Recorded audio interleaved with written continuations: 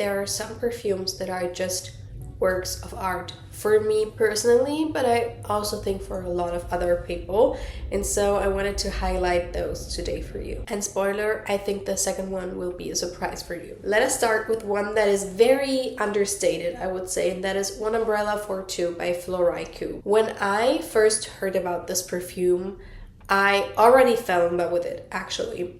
The aesthetics, the idea, how the perfume was described, it just sounded so good. But that happens quite a lot for me until I smell the perfume. And then a lot of times it's just a little bit underwhelming because, I don't know, perfume is just so personal, and something that can smell amazing for one person can be just average or even horrible smelling for the next person. So that wasn't the case. When I smelled it for the first time, I was like, oh my god, it smells literally how I imagined it to smell like. So this to me is such a unique perfume.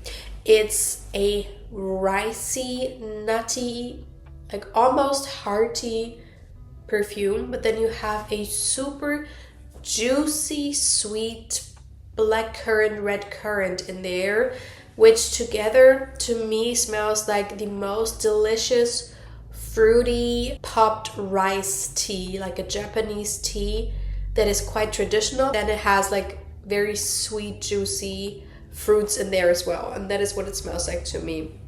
It's so unique, but it's so well made, and it's so different, still mass appealing, and it is not too weak, but it's also not a beast mode. It's just so delicate, but not too delicate, you know? Like, it's just right. It's just done right. I don't love the bottle itself, but I love the cap. Like, the idea of this cap being the case for the travel size that you also get with the perfume is just so genius. It looks so nice and high quality, and if someone comes to my house and it's the first time they come to my house and they see this bottle, they immediately go towards that one out of the hundreds of perfumes I have, because it just looks so cool. So I think the bottle is a work of art, to be honest, but also the perfume I adore. The next one,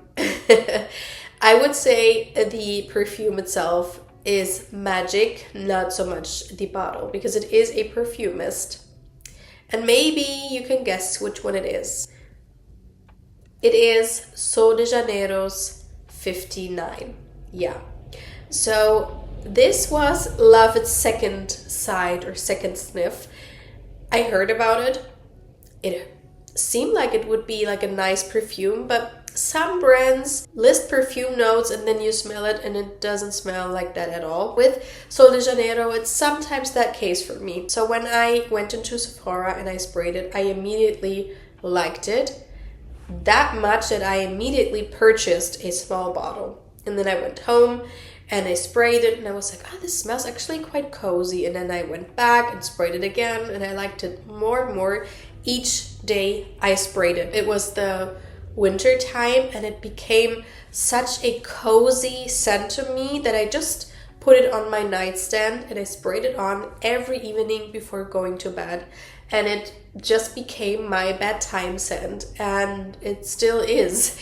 It's just one of my favorite comforting scents. It's a violet sandalwood scent with a beautiful vanilla in there, and like not ice sugar, but like an airy, almost like cotton candy, like crystallized brownish sugar going on. But it's not too much. It's not too sweet. It's not too powdery. It's not too floral leaning. The violet is not too much. It's like a candied violet in the best way possible. But the sandalwood is so creamy and yummy in there, and not too sandalwoody, if you know what I mean. So this is just so good, and it smells different from every other perfume from their house. It's like the most elegant, mature, serious perfumist out of all of them. I mean, 40 and 68 I think are also more serious, but this one is just it for me, and I have not smelled anything like it. I did discover a perfume and I did a whole video about it, but now that I've had it for a while, I do think that they differentiate a lot and they both stand on their own. So to me, it's just incredible. The next one is a perfume I have been talking about a lot. That is Born to Stand Out Dirty Rice. So I hyper focus on a specific perfume note and then I try to find the perfect perfume within that family, being pistachio or vanilla, or now it's rice and milk. So to me, the smell of steamed rice is one of the best smells. It's so comforting and just a beautiful smell. And so I was on the hunt for the perfect scent that doesn't smell too hearty and not too artificial. And I also wanted something that smells like rice from the beginning until the end, because there are so many perfume notes that I love that you can only, oh, there's a cat in the window, that you can only smell for maybe the beginning of the fragrance journey and then it's gone. And so Born to Stand Out Dirty Rice for me is the perfect rice scent. You have this scent here that is fresh and clean. It smells serious, but then you also have this very unique, like it's like a office everyday signature scent. But then what makes it so special is this rice accord, which makes it, as I said, a little bit nutty and hearty, but then there's also a certain sweetness to it, which makes me think of like a sticky rice dessert.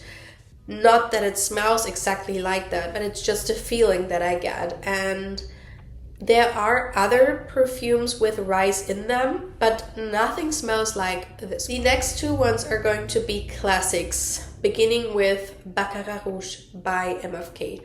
I mean, I think it would be unfair for me to do a video like that and not talk about this very crazy viral perfume that changed the whole perfume world, to be honest. I mean, the niche perfume world was not that open for the everyday designer consumer until Baccarat Rouge. We had some men coming from the Creed Aventus train, but Baccarat Rouge opened everything up for everyone. And so for me, I still think of that time and I still think that it is a beautiful perfume. I know a lot of people are annoyed by the scent DNA and all of the flankers, and not flankers, but like dupes, alternatives, and videos about perfumes that smell similar to it. And I mean, the thing is, and that makes it for me a work of art, it's so specific that if another perfumer combines certain aspects from this perfume, so let's say amber, moss, and sugar, it will smell like this perfume. People will think of this perfume immediately. Doesn't matter what it is and what it gets combined with. It's maybe like a more fruity version, or just in the base, or maybe more fresh or more deep or whatever, but it will remind them of that. And that is insane, isn't it? Like, it's crazy that this changed so much, and so much about how people smell perfume and what they can detect from perfume. To me, it's just insane. And oh my god, the cat wants to get out.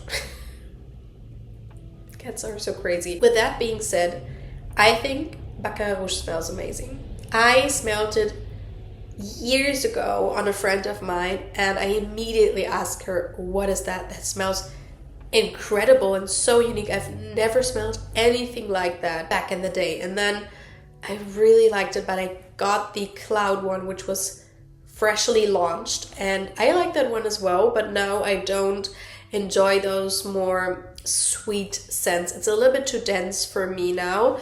I haven't worn it in years, the Cloud one, but I came back to MFK and I got the bottle, and years later I started wearing it, and now I do wear it on a regular basis and I enjoy it. It's just this airy sponge sugar smell that I enjoy so much, with this floral, beautiful saffron, and then this not dense but like sticky ambery base that it has to it, and then this moss, which doesn't really sound like something that I would like, but it just works in here and it's just amazing. So I think this is one of the best things he did, or maybe the best thing he did, because it's just so unique and so many people and perfumers tried to copy or did copy. And I mean, you know, there's always the debate about the dupes and alternatives, but I always tell you, you know,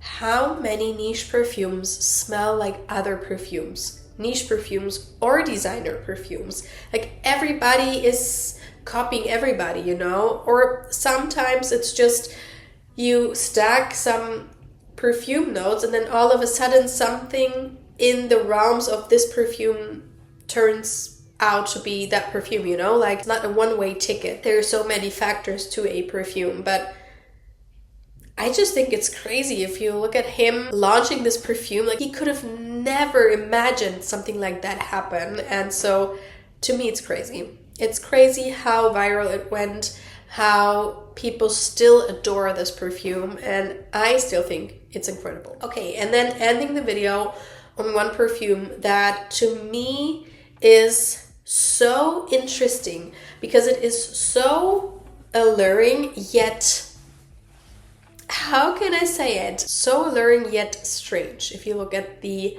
idea and the notes. So it's about Frederic Malle's Musc Ravageur. This one is one I smelled for the first time and I did not really get it.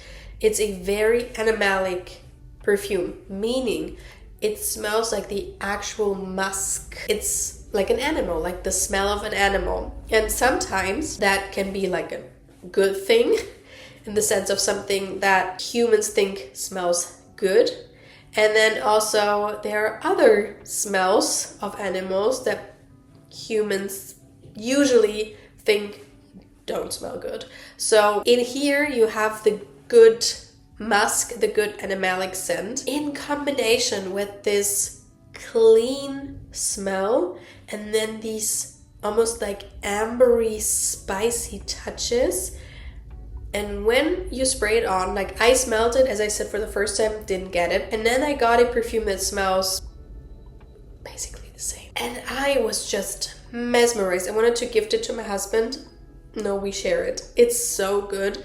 It's so, as I said, alluring. It's so addictive, and I don't know what it is. It's so strange because if you think of the idea, like what it smells like, it's so strange, but it's this warm, sweet spiciness with this, again, almost like skin-like warm musk scent that is just so incredible and it's so unique. And again, I don't think there's anything that smells like it other than like a dupe.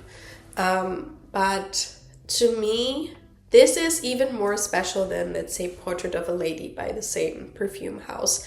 This one by far to me is the most iconic and unique perfume by this perfume house. But I have to say I have a lot of Frederic Malle favorites, and I think he does amazing perfumes, and especially the Arabic inspired perfumes are really, really nice, but not as special as this one. So these were all of the perfumes I wanted to talk about today. Of course, I could have told you about so many others, but please let me know which ones you would say are the first perfumes you think of when you think of works of art in the perfume world. And I will see you next time. Bye bye.